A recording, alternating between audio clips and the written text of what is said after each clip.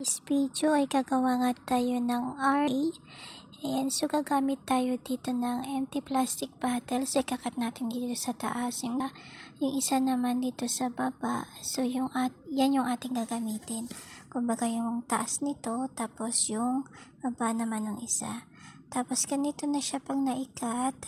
Tapos lalagyan lang natin ng design na ganito yung isa sa pinakataas niya. Ayan, so pabulaklak yung ating pagka-shape ng empty plastic bottle. Ayan, so pagdidikitin lang natin na ganyan.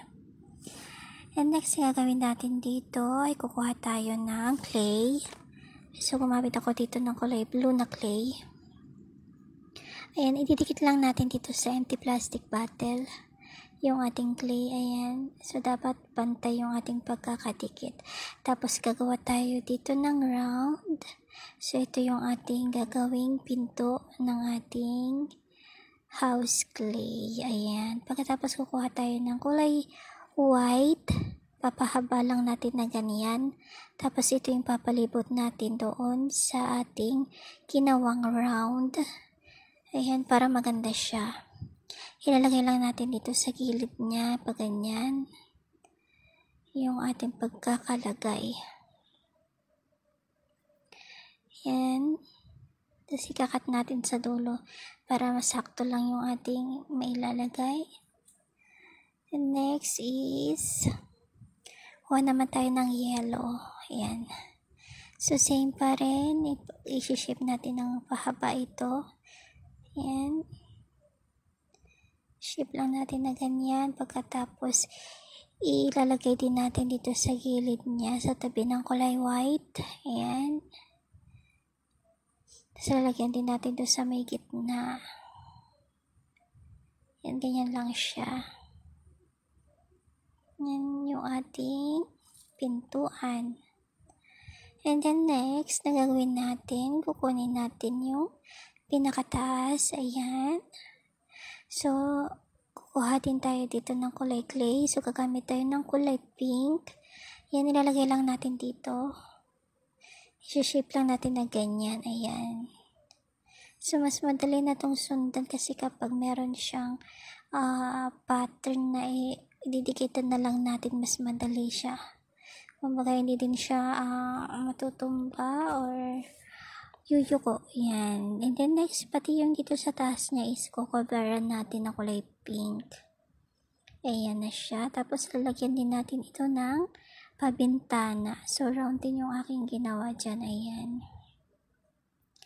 Ganyan lang siya. Pagkatapos, kuhuli tayo ng white. Tapos same kagaya kanina. Lalagay lang natin ito dito sa may bilog niya para meron siyang design. Yan, ganyan siya.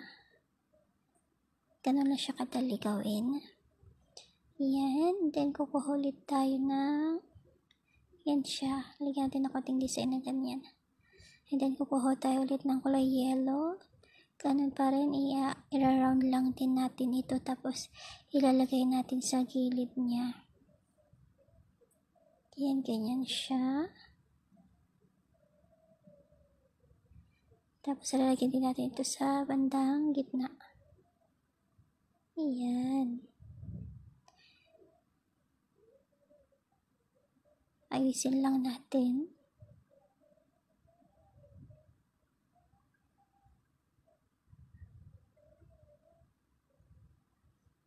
So, ganyan lang yung ating pagkakagawa. Ayan. Ito na yung ating ginawa. And then next, kukuha tayo ng kulay yellow. So, ito yung lalagay natin sa tuktok niya. Ayan. So, ganito lang siya. Ayan. Tapos, lalagay natin dito sa tuktok. And then, isi-shape natin.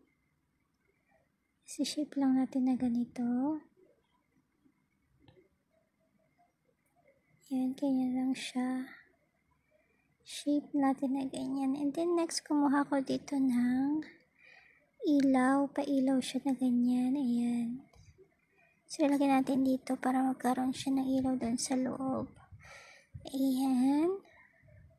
Ito na yung ating nagawa. So, napakaganda at napaka-cute.